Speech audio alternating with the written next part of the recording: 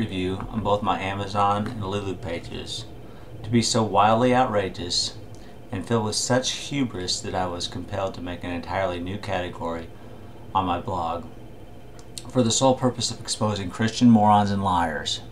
Now, any worthwhile theme must have someone who gives it inspiration, so I dedicate this maiden post to Miss Cindy Chamberlain WITTKOPP for possessing the supreme stupidity that was necessary for me to craft this linguistic masterpiece that I assembled from the mere English alphabet. Cindy, you are my muse. This review is from Holy Whoredom, How the Modern Priests of Baal and Ashtoreth Are Turning Out the Daughters of Zion to harlotry.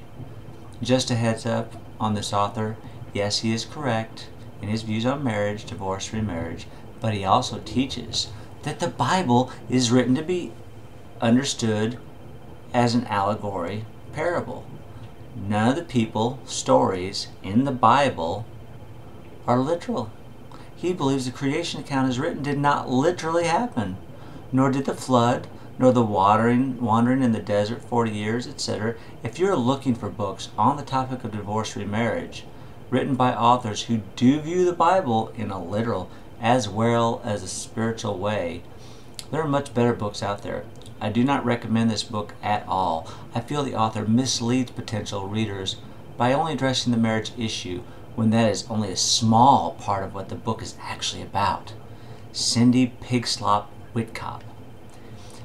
It appears we have an expert in our midst by the name of Ms. Cindy WITTKOPP, who for the purposes of this article shall be henceforth known as Pigslop, or any other label that I find amusing. She has determined that the writings in the Bible, particularly the first 5 books, are to be interpreted as literal stories. Okay, so Cindy Lou Pigslop says that I don't believe the literal stories of Noah's flood, the creation, and the wilderness wanderings as written.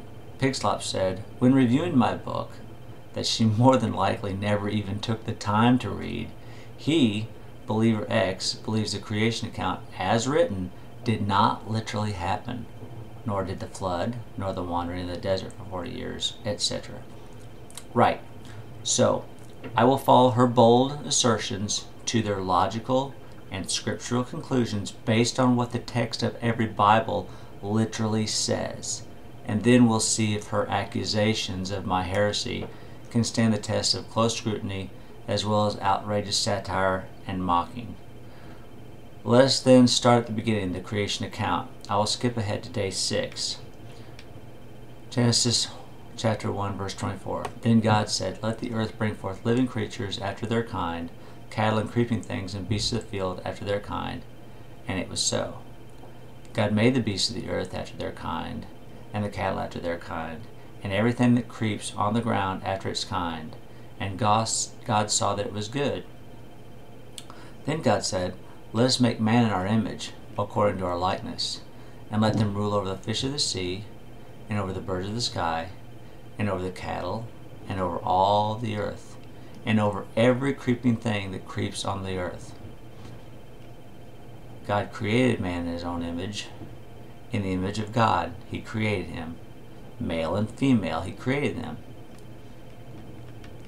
And then verse 31 says, God saw all that he had made, and behold, it was very good. And there was evening, and there was morning, the 6th day. Now I want you to notice just one aspect of this literal account. God literally made the beasts of the earth after their kind on day 6. Following? Now, keeping to the consistent, strict, literalist view of the creation account, which is what Ms. WITTKOPP would demand that you and I and everyone else believe, because the only thing worse than stupidity is loneliness. The literal beast of the field in the chapter 1 passage is in the exact same context, which, by the way, I'm told over and over is the first rule of proper biblical interpretation. Well, of this little woodland creature in the garden is found in the same narrative less than 2 chapters later in Genesis 3. Starting at verse 1. Now the literal serpent was literally more crafty than literally any beast of the field, which the Lord God had literally made. The beast of the field this beast of the field absolutely had to be among the animals created on the sixth day.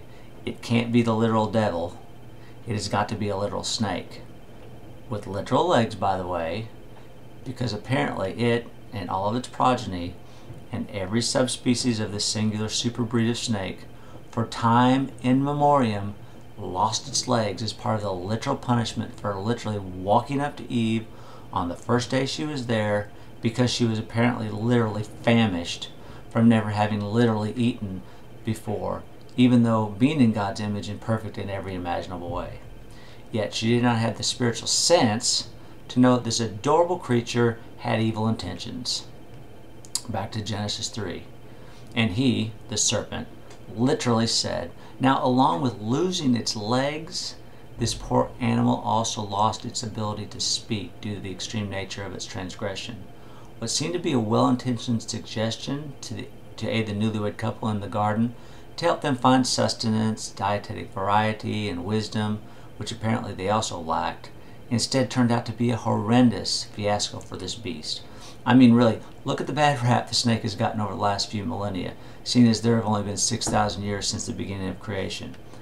But right now, you need to forget about all that 14.3 billion year age of the universe nonsense that studied atheistic scientists would have you to buy into with their fancy book learning and billions of pages of documented evidence in the disciplines of radiocarbon dating, radio telescopes, and just radios in general that broadcast radio interviews that explain all this stuff in great detail for the people who actually might be interested in things the Bible simply just doesn't address in the book of Genesis. Now, continue with the literal narrative, and he literally said to the woman, indeed, as God said, you shall not eat from any tree of the garden. The woman said to the serpent, from the literal fruit of the trees of the literal garden we may literally eat, but from the fruit of the literal tree which is literally in the midst of the garden, God has said, you shall not literally eat from it, or literally touch it, or you will literally die. It seems that the woman isn't surprised in the least that this animal was speaking literally to her in an understandable language, but since this is a magic garden filled with all these unique items, trees that will make you literally live forever, or literally die within a literal 24-hour day, and they're literally walking on tremendous gold deposits, which, by the way, no one has ever seemed to be able to find in that region in any great quantity in modern times.